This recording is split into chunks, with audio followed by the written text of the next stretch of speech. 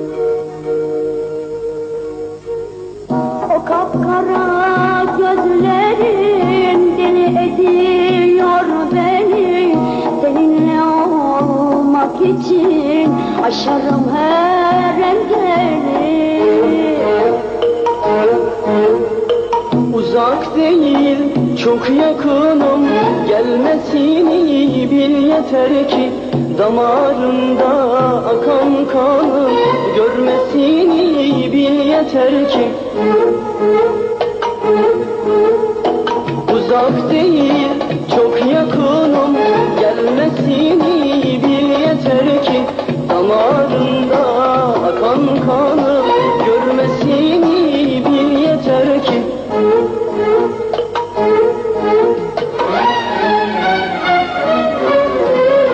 Her güzellik sevgi sende, sevmesini bil yeter ki kavuşamam deme sakın, gelmesini bil yeter ki.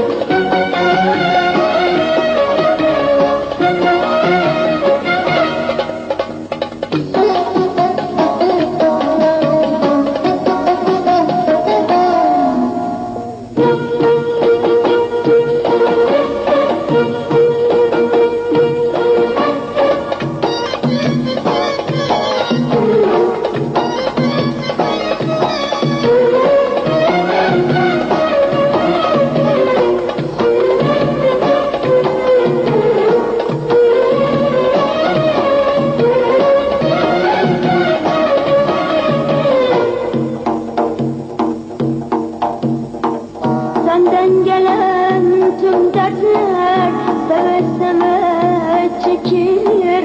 İnan senin uğruna insan canını verir. Sen dalında bir çiçeksin, kıymetini bil yeter ki feda olsun sana canım, sevmesini bil yeter ki.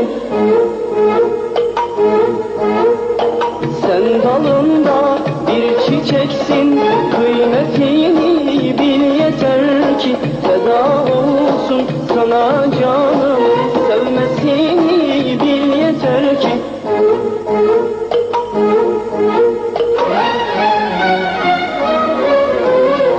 Her güzellik sevgi sende, sevmesini